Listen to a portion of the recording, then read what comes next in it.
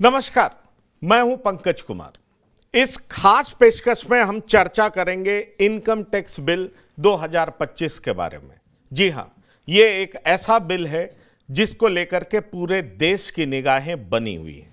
तो क्या कुछ खास होने वाला है, क्या परिवर्तन हुआ है और परिवर्तन के बाद कैसे सेलेक्ट कमेटी के पास भेजा गया है कैबिनेट से अप्रूवल के बाद, और इसमें क्या क्या सारे प्रावधान हैं, इन तमाम चीज़ों के बारे में बताएंगे आपको। क्योंकि हमारे साथ एक्सपर्ट जुड़ रहे हैं, योगेंद्र कपूर साहब, तो उनके पास मैं लेकर के चलूंगा। लेकिन पहले आपको सुनाता हूं कि जो फिनेंस मिनिस्टर, वित्त मंत्री निर्मला सीतारमण हैं, वो क्या कहती हैं, और उसके बाद हम न्यू जो इनकम टैक्स बिल 2025 है उसको समझने का प्रयास करेंगे, और साथ ही साथ किस तरह का बदलाव हुआ है, इसके फायदे क्या होंगे, इसमें लोगों के लिए सरलता क्या बनाई गई है, किस तरीके से लोग लाभान्वित होंगे, इसको समझना आसान क्यों होगा, और कितने चैप्टर्स चेंज हुए हैं,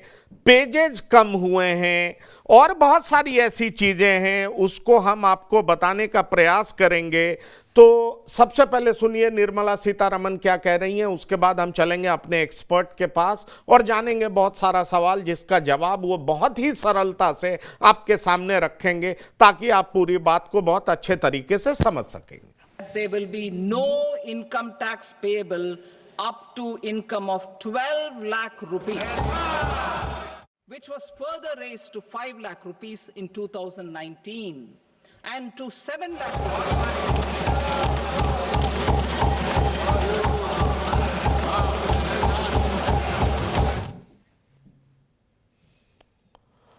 तो हमारे साथ जी हाँ CA chartered accountant Yogendra Kapoor साहब हैं, बहुत बेहतर तरीके से समझते हैं और आपको बताएंगे भी कि इनकम टैक्स बिल 2025 ये तो फिनेंस मिनिस्टर ने कहा था पार्लियामेंट में, लेकिन बहुत तरह की बातें सामने आ रही है। मैं चाहूँगा कि इनकम टैक्स बिल 2025 के बारे में आप बताएं। देखिए, सबसे पहले ये मैं बताना चाहूंगा कि फाइनेंस मिनिस्टर ने इसका जिक्र जो है इस बार की जो बजट प्रेजेंट हुआ था 1 फरवरी को, उसके अंदर किया था कि गवर्नमेंट जो है बहुत जल्दी जो है न्यू आईटी बिल 2025 लेके आने वाली है। इस बिल को ऑलरेडी जो है यूनियन कैबिनेट से अप्रूवल मिल चुका है 7 फरवरी को, और अब ये पार्लियामेंट में मोस्ट प्रोबेबली कल जो है प्रेजेंट होगा, और जिसके बाद जो है ये पार्लियामेंट की स्टैंडिंग कमेटी के पास जाएगा फॉर फाइनल अप्रूवल जो है। और मैं अब कुछ इसके सेलिएंट फीचर्स जो है वो जरूर शेयर करना चाहूंगा कि इसकी जो कहिए कि नौबत जो है ऐसा क्यों आई और क्यों गवर्नमेंट को ऐसा फील करना पड़ा कि ये बदलाव जो है जरूरी।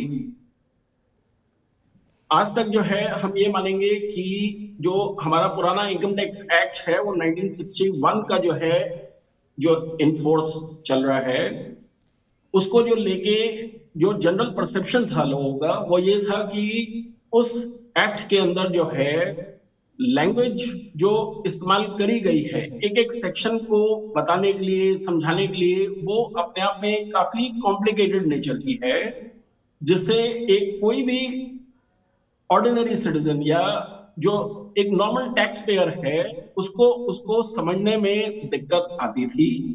और उसके साथ साथ उसको जब तक वो कोई प्रोफेशनल हेल्प या एडवाइस अगर ना ले तो उसके लिए उस पे कोई भी चीज पे रिलाई करना और कंप्लीटली अपना माइंड मेकअप करना कि वो सेक्शन का इंटेंट क्या है वो जो है मुश्किल क्रिएट करता था। और यही रीजन है कि इनकम टैक्स डिपार्टमेंट के बारे में एक टर्म भी कॉइन होने लगी थी कि इनकम टैक्स का मतलब है टैक्स टेररिज्म। तो ये इन्हीं चीजों से ही परसेप्शन बिल्डअप होना शुरू हुआ था, क्योंकि जब आप एक सिचुएशन फेस करते हैं कि आपके सामने कोई चीज कॉम्प्लिकेटेड नेचर के थ्रू जो है प्रेजेंट करी गई है, और उसके बाद जो है जब आपको उसके बारे में क्लैरिटी नहीं है और आप कुछ भी इनकम टैक्स डिपार्टमेंट के साथ रिप्लाई करते हैं या उनको आपको कोई नोटिस इशू होता है या आपकी असेसमेंट होती है, तो उसमें इनकम टैक्स डिपार्टमेंट के जो ऑफिशियल्स हैं उनके पास एक बहुत मेजर डिस्क्रिशन रहती थी कि वो एक सेक्शन का इंटरप्रिटेशन जो है उसको रेवेन्यू के फेवर में जो है कैसे करके देख सकते हैं। तो उस वजह से जो लोगों को परेशानी फेस होती थी वो ये थी कि उनकी इनकम में एडिशंस हुआ करती थी। क्यों? क्योंकि उनका जो सोचने का नजरिया और प्रेजेंट करने का जो नजरिया था और जो डिपार्टमेंट उसको जिस तरीके से व्यू करता था उनमें फर्क होता था। तो ये कुछ मेजर रीजंस रहे हैं जिसकी वजह से गवर्नमेंट के माइंड में जो एक परसेप्शन बिल्डअप हुआ कि किस तरीके से वो अपने टैक्स के जो हमारा एक्ट है उसको सिंप्लीफाई कर सकते हैं। और उसमें बहुत जरूरी ये था कि जो आप सिंप्लीफाइड टैक्स लेके आएंगे वो जो है एक कॉमन आदमी को जो है वो एक इतनी सिंपल लैंग्वेज में होना चाहिए कि उसको एक एक चीज जो है क्लियरली समझ आए और जिससे कि वो अपना वॉलंटरी कंप्लायंस खुद भी कर सके और उसमें उसको जरूरत ना पड़े कि उसको प्रोफेशनल एडवाइस या किसी प्रोफेशनल के पास जाना ही पड़े किसी भी चीज को समझने के लिए। तो गवर्नमेंट के मैं ये मानता हूं कि जो इंटेंट है वो ये है कि एक तो वो ये परसेप्शन जो है लोगों के माइंड में बिल्डअप करना चाहती है कि वो एक ट्रांसपेरेंट गवर्नमेंट है जो बिलीव करती है कि कैसे सिस्टम्स को जो है सिंप्लीफाई किया जाए। और जब आप सिंप्लीफाई करते हैं तो आप ये देखते हैं कि वॉलंटरी कंप्लायंस जो है उसकी जो परसेंटेज है वो बढ़ जाती है। तो मेरा ये मानना है कि ये एक स्टेप जो है मच नीडेड था और इससे हम ये देखेंगे कि कंट्री के अंदर जो वॉलंटरी कंप्लायंस है वो जो है वो बढ़ेगी। नहीं, कंप्लायंस बढ़ेगी ये तो आपने बहुत अच्छी बात बताई। सवाल ये है कि इनकम टैक्स ये एक ऐसे मिस्ट्री का नाम है कि बहुत सारे एक्सपर्ट भी इस बात को समझ नहीं पाते हैं और लोगों को समझ में नहीं आता है कि आखिरकार हमें चिट्ठी आ गई तो किस वजह से आ गई। हमने एक्सपर्ट का सहारा लिया था, फिर भी हमारे पास नोटिस आ गया और लोग बहुत घबरा जाते हैं कि इनकम टैक्स नोटिस का मतलब क्या है।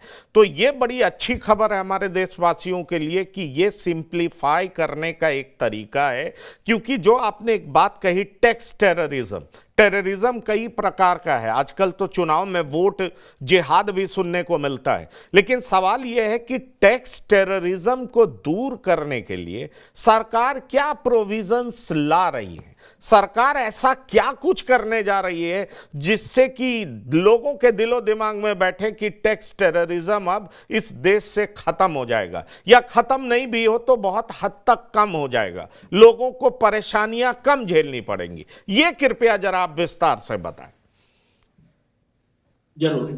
देखिए, इसमें मैं ये बताना चाहूंगा कि गवर्नमेंट ने ऑलरेडी ऐसे इफेक्टिवली स्टेप्स जो है वो ऑलरेडी लिए हैं कि जिसमें जो ये दर्शाता है कि उनकी इंटेंट जो है जो टैक्स टेररिज्म को खत्म करने की थी वो जो है वो जाहिर होती है। और वो इस तरीके से है कि इनकम टैक्स डिपार्टमेंट ने एक फेसलेस असेसमेंट सिस्टम जो है वो ऑलरेडी इनफोर्स है। ये आज से 3 साल पहले जो है गवर्नमेंट जो है लेके आई थी। और इसका मतलब ये होता है कि आपको जो है आपको अगर रीजन दिए जाएंगे कि किस वजह से आपका केस इनकम टैक्स की स्क्रूटनी में लिया गया है और उसके बाद जो है आप उसका ऑनलाइन ही इनकम टैक्स डिपार्टमेंट का जो पोर्टल है उसमें जो है रिप्लाई करेंगे। और उसमें जो है आप जो है जो इंटरफेस होता था पहले जो है एक असेसी का एक टैक्स ऑफिशियल के साथ या फिर आपके असेसी के जो ऑथराइज रिप्रेजेंटेटिव हैं एक चार्टर्ड अकाउंटेंट का या एडवोकेट का इंटरफेस होता था इनकम टैक्स डिपार्टमेंट के साथ। और उसमें जो है ये सिचुएशन कई बार जनरेट और निकल के आती थी कि इनकम टैक्स डिपार्टमेंट जो है वो अपने तरीके से किसी भी इनकम को जब असेस करने की बात करता था तो एक असेसी को ये फीलिंग होती थी कि ये एक जो मैकेनिज्म है ये टैक्स फ्रेंडली ना होके बल्कि एक टैक्स हैरेसमेंट का टूल बन चुका है। तो उसको मैं ये मानता हूं गवर्नमेंट ने दूर करने की कोशिश करी through introduction of faceless system of tax assessment. इसमें जो है आप ये देखिए कि सारा का सारा प्रोसेस जो है वो ऑनलाइन है। ना असेसी को ये पता चलता है कि मेरा जो टैक्स ऑफिशियल है वो कौन है जो मेरी असेसमेंट कर रहा है। और इसी तरीके से जो इनकम टैक्स डिपार्टमेंट की तरफ से जो टैक्स ऑफिशियल है उसको भी ये नहीं पता होता कि मेरा असेसी जो है वो किस सिटी के अंदर और कहां पर जो है अपनी उसकी जुरिसडिक्शन है। तो ये एक बहुत इंपॉर्टेंट स्टेप जो है गवर्नमेंट ने लिया था, जिससे कि एक जो परसेप्शन बिल्डअप हो रहा था कि टैक्स टेररिज्म जो है उसको कैसे हम धीरे धीरे खत्म कर सकते हैं। क्योंकि देखिए, जब आपको गवर्नमेंट की कोई भी जो चीज है उनको अपनी तरफ से इंटेंट जो है वो जब तक विजिबल वे में नहीं दिखाई देगी, जब तक जो है एक लोगों का जो नजरिया है देखने का वो वैसा ही रहेगा। तो मेरा ये मानना है कि उन्होंने सबसे पहले ये चीज स्टार्ट करी कि जो असेसमेंट का सिस्टम है उसको ऑनलाइन किया। आज की डेट में अगर आप रिटर्न फाइल करते हैं, आपका इनकम टैक्स का रिफंड अगर बनता है तो वो आपको ऑटोमेटिकली आपके अकाउंट में क्रेडिट होता है। आपको इनकम टैक्स डिपार्टमेंट के पास फिजिकली जाने की जरूरत नहीं है। तो ये कुछ स्टेप्स ऐसे हैं जिससे हम ये देख रहे हैं कि जो असेसी है उसके भी माइंड में ये एक फीलिंग आती है कि गवर्नमेंट अपनी तरफ से जो है एफर्ट्स कर रही है, लेकिन क्या वो पर्याप्त थे? मेरा ये मानना है कि वो पर्याप्त इसलिए नहीं थे क्योंकि अल्टीमेटली जो आपके टैक्स के जो सेक्शंस हैं हमारे इनकम टैक्स के अंदर, जिसके बेसिस पे किसी भी इनकम को जो है उसका इंटरप्रिटेशन करा जाता है कि ये जो है ये टैक्सेबल नेचर की है या एग्जेम्प्ट नेचर की है। तो वो क्योंकि अपने आप में एक कॉम्प्लिकेटेड थे, जिस तरीके से हमारा इनकम टैक्स एक्ट बना हुआ था उसको अब जो है गवर्नमेंट ने मेजरली स्ट्रीमलाइन करने की कोशिश करी है और उसको इस तरीके से सिंप्लीफाई करा है कि जिससे कि एक कॉमन आदमी भी जो है उसको आसानी से समझ सकता है कि जो सेक्शन है वो उसकी इंटेंट क्या है और वो क्या कहना चाह रहा है। और उससे देखिए बेनिफिट जो है वो ये होगा कि टैक्स ऑफिशियल्स के हाथ में जो एक डिस्क्रिशन वाली जो पावर है वो जो है धीरे धीरे खत्म हो जाएगी। आप इससे भी अंदाजा लगा सकते हैं कि जो हमारा पुराना इनकम टैक्स एक्ट है उसमें टोटल 880 पेजेस थे और उसको अब इन्होंने सिंप्लीफाई करके टोटल जो है बहुत बढ़िया 622 पेजेस हो गए। 622 पेजेस बना दिया और ये काफी सिंप्लीफाई कर दिया। टैक्स टेररिज्म से छुटकारा मिलने की पूरी संभावना होगी और इसलिए ये बात भी कही जाती है कि एसएससी शब्द का इस्तेमाल नहीं किया जाएगा। ये भी बात सामने आ रही है। साथ ही साथ कहा जा रहा है कि असेसमेंट ईयर जैसी कोई चीज नहीं होगी। इसका मतलब क्या है? असेसमेंट ईयर तो होता है, तो असेसमेंट ईयर जैसा कोई शब्द नहीं होगा क्या? जैसे ये गवर्नमेंट बहुत चीजों का नाम बदल देती है, स्टेशन तो वही रहता है ना, पर नाम बदल देती है। तो मैं वही पूछना चाह रहा हूं क्योंकि बहुत लोग ये सवाल करते हैं, मुझसे भी पूछ रहे थे, तो मैंने कहा ठीक है, मैं जो समझ पा रहा हूं वो आपको बताऊंगा। अभी पहले पूरा चीज मुझे पढ़ने दीजिए, समझने दीजिए, मैं भी कुछ एक्सपर्ट से बात करूंगा तब आपको बताऊंगा। तो एक चीज तो आपने बहुत साफ कर दिया कि पहले 800 कुछ पेजेज होते थे, अब 622 पेज हो गए। ये एक बड़ी बात है। दूसरी बड़ी बात यह है कि एसएससी जैसे शब्द का प्रयोग अब नहीं होगा, असेसमेंट ईयर जैसी कोई चीज नहीं होगी। जरा इन दोनों चीज को समझाएं कि ये दरअसल इसका मतलब क्या है। देखिए, आज तक जो है जब भी कोई असेसी जो है जब रिटर्न फाइल करता था तो वो रिटर्न फाइल होती थी एक पर्टिकुलर प्रीवियस ईयर के रिगार्डिंग। प्रीवियस ईयर जो है हमारा वो एक तरीके से फाइनेंशियल ईयर होता है जो 1 अप्रैल से लेके 31 मार्च तक जो रन करता है। और जब वो प्रीवियस ईयर जो फाइनेंशियल ईयर है आपका जब वो खत्म होता है उसके बाद जो 1 अप्रैल से पीरियड स्टार्ट होता था उसको जो है हम असेसमेंट ईयर बोला करते थे।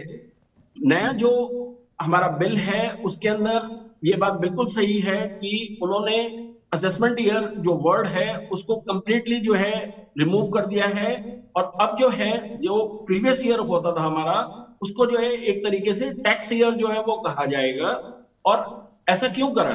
अब देखिए, असेसमेंट जो है वो एक वर्ड अपने आप में मैं कहूंगा कि इस तरीके का वर्ड था जो एक कहिए कि सस्पिशन क्रिएट करता था कि भाई एज इफ कि अगर आपने वॉलंटरी भी कोई कंप्लायंस करी है या कुछ है तो आपके माइंड में एक फियर रहता था कि जब तक डिपार्टमेंट उसको स्क्रूटनाइज नहीं करेगा, असेसमेंट नहीं करेगा, जब तक जो है शायद मेरे ऊपर जो है एक जिसे कहते हैं तलवार जो है वो लटकी हुई है इनकम टैक्स डिपार्टमेंट की कि एज इफ मैंने कोई गलती करी हुई है और जब तक मेरे को आईटी डिपार्टमेंट जो है असेसमेंट में क्लियरेंस नहीं देगा तो शायद मेरे अगेंस्ट कोई भी डिमांड जो है वो आ सकती है। तो उससे एक असेसी के माइंड में जो फियर क्रिएट होता था वो एक जो परसेप्शन बिल्डअप करता था कि भाई ऐसा क्यों करा जा रहा है कि हमारे को जो है विद सस्पिशन देखा जा रहा है। तो ये जो नया बिल है हमारा, उसके अंदर जो है जो ऐसी टर्म्स हैं जो मैं कहता हूं कि कहीं पे भी एक सिटीजन के बीच में और गवर्नमेंट के बीच में एक सस्पिशन क्रिएट करती थी, उन चीजों को कंप्लीटली रिमूव कर दिया गया है। और इसीलिए जो वर्ड असेसमेंट है उसको हटा के अब जो है अब नए बिल के अंदर आपको जो है जो आपका प्रीवियस ईयर है, जो जिसे हम फाइनेंशियल ईयर बोलते हैं, जिस पीरियड के लिए आप रिटर्न फाइल कर रहे हैं, उसको जो है सिंपली टैक्स ईयर कहा जाएगा। वो टैक्स ईयर कहा जाएगा, दैट्स फाइन। लेकिन कपूर साहब, मैं ये पूछना चाहूँगा कि जैसे टैक्स रिटर्न का भी एक समय होता है ना, कई बार वो जून का महीना होता है, जुलाई का महीना होता है, और हर साल हम देखते हैं कि जो लास्ट डे होता है उसमें 5 दिन का 7 दिन का रिलैक्सेशन होता है। तो क्या मैं आपसे ये पूछूं कि फाइनेंशियल ईयर के पूरे 12 महीने को अब टैक्स ईयर कहा जाएगा, तो क्या ये लास्ट अवधि, लास्ट डे वाली कोई सिस्टम नहीं रहेगी? हम अगले साल, मतलब ये जो मार्च तक का जो हमें रिटर्न फाइल करना है, वो नेक्स्ट ईयर हम पूरे ईयर तक भर सकेंगे या फिर उसी तरह का सिस्टम होगा? जरा ये भी समझा दें आप। जरूर। देखिए पंकज जी, पहली बात यह है कि अब ये जो हमारा न्यू फाइनेंस इनकम टैक्स का जो बिल है 2025, वंस एक बार पार्लियामेंट से जब ये पास हो जाएगा तो ये अब से इसके बाद कहलाया जाएगा इनकम टैक्स एक्ट 2025। और ये जो है ये एप्लीकेबल है फॉर दी फाइनेंशियल ईयर 2025-26, या जिसको अब हम आगे से टैक्स ईयर बोलेंगे 2025-26, जो कि पीरियड स्टार्ट होगा 1 अप्रैल 2025 से लेके 31 मार्च 2026 तक का। और उसके बाद जो है जो आपको अपनी टैक्स रिटर्न फाइल करनी है, उनकी देखिए ड्यू डेट्स जो है वो प्रिस्क्राइब्ड हैं। एक इंडिविजुअल के लिए जो डेट्स हैं वो 31 जुलाई होती है generally after the end of the financial year, in this case tax year. तो जिसका टैक्स ईयर 2025-26 जो पीरियड रहेगा, उसकी रिटर्न जो है वो 31 जुलाई 2026 से पहले फाइल होनी होगी। ऑब्वियसली फाइनेंशियल ईयर जिसे हम टैक्स ईयर बोलेंगे, वो उसके बाद ही असेसी जो है एक इंडिविजुअल सिटीजन जो है वो फाइल कर सकेगा। जो टैक्स ईयर है उसके क्लोज होने से पहले वो रिटर्न नहीं फाइल करी जा सकती है, क्योंकि आपको जो अपना ब्यौरा है वो पूरा अप टू 31 मार्च तक देना होता है। तो 1 अप्रैल 2026 से 31 जुलाई 2026 का जो पीरियड है, इसके बीच में एक इंडिविजुअल जो है वो अपनी टैक्स रिटर्न फाइल कर सकेगा फॉर द टैक्स ईयर 2025-26। जी हाँ, 2025, ठीक है, आपने बहुत क्लियर कर दिया। एक चीज मैं आपसे और पूछना चाहूंगा, यह कहा जा रहा है कि short term capital gains tax की दर में कोई बदलाव नहीं है। ये इसको भी जरा एक्सप्लेन कर दें कि इसमें नहीं बदलाव का मतलब क्या है? देखिए, शॉर्ट टर्म कैपिटल गेन जो है ये आपका एक जो चाहे शेयर्स के केस में हो, जिसमें बेसिकली हम मान के चलते हैं कि अगर आपने शेयर्स को जो है 1 साल के अंदर के पीरियड के अंदर सेल या उसको डिस्पोज ऑफ किया है, तो आपके ऊपर ये शॉर्ट टर्म कैपिटल गेन जो है वो एप्लीकेबल होता था। प्रॉपर्टी के केस में वही चीज जो है, वो पीरियड जो है हमारा, अगर 2 साल के अंदर अगर आप कोई चीज परचेज करके सेल करते थे, तो वो उस केस में जो है शॉर्ट टर्म कैपिटल गेन जो है एप्लीकेबल होता था। इनके ऊपर जो है गवर्नमेंट ने लास्ट ईयर जो है बदलाव लेके आए थे टैक्स रेट्स के ऊपर, और उसमें उन्होंने जो आपका शॉर्ट टर्म कैपिटल गेन का जो टैक्स रेट है वो 20% कर दिया गया था, 15% से शेयर्स के केस में, और नॉर्मल इंडिविजुअल के केस में, क्योंकि प्रॉपर्टी के केस में जो है आपकी नॉर्मल इनकम में ऐड होता था शॉर्ट टर्म कैपिटल गेन, तो वो जो आपका स्लैब रेट होता था उसके हिसाब से टैक्स चार्ज होता था। लेकिन अब जो है जब उन्होंने टैक्स रेट्स को जब चेंज किया है, तो अब जो रेट एप्लीकेबल है वो 20% है, और इसमें यही बताया गया है कि वही रेट जो है वो हमारा जो अब टैक्स ईयर रहेगा 2025-26, उस पीरियड में भी वो सेम रहेगा 20%, क्योंकि इस बजट के अंदर जो 1 फरवरी को प्रेजेंट किया गया है उसमें कैपिटल गेन्स के अंदर टैक्स रेट्स में कोई चेंज नहीं करी गई। चलिए, ये बड़ी बात है। और एक चीज मैं आपसे और पूछना चाहूंगा कि फाइनेंशियल ईयर के पूरे 12 महीने को अब टैक्स ईयर कहा जाएगा, इसको भी थोड़ा समझाएं। हाँ, बिल्कुल ठीक है। देखिए, हमारा जो फाइनेंशियल ईयर है, जैसे मैंने बताया कि वो रन करता है फ्रॉम 1 अप्रैल से लेके अगले ईयर के जो कैलेंडर ईयर है 31 मार्च तक। जैसे अगर हम फाइनेंशियल ईयर 24-25 जिसको हम बोलते थे, इसका मतलब होता था 1 अप्रैल 2024 से लेके 31 मार्च 2025 का जो पीरियड है वो फाइनेंशियल ईयर 2024-25 कहलाया करता था। अब इस बिल के इंट्रोडक्शन के बाद जो है, हम ये देखेंगे कि जो फाइनेंशियल ईयर जो रन करेगा 1 अप्रैल 2025 से लेके 31 मार्च 2026 तक, उसको फाइनेंशियल ईयर इनकम टैक्स के अंदर ना बोल के, ना प्रीवियस ईयर बोल के, अब उसको एज अ टैक्स ईयर बोला जाएगा। चलिए, तो ये बहुत सारे बदलाव आए हैं और इसीलिए कहा जा रहा है कि नए आयकर बिल में कोई नया टैक्स लगाने का प्रावधान नहीं होगा। इसमें केवल टैक्स स्ट्रक्चर को तर्कसंगत और आसान बनाया जाएगा। इसमें मौजूदा कानून में कई नए सुधारों का प्रावधान होगा। कई अपराधों के लिए सजा कम करने का भी प्रावधान हो सकता है। ये बहुत सारी अपेक्षाएं हैं और सरल भाषा में कहा जाए तो करदाता को भी समझ में आ सकेगा कि दरअसल ये नया इनकम टैक्स बिल क्या है। इसको इतना सिंप्लीफाई करने का प्रयास किया जा रहा है। तो योगेंद्र कपूर साहब, TV9 से बात करने के लिए आपका बहुत बहुत धन्यवाद और बहुत शुक्रिया। तो इस खास एपिसोड में इतना ही। ताज़ा तरीन खबरों के लिए आप लगातार देखते रहिए TV9। धन्यवाद, नमस्कार।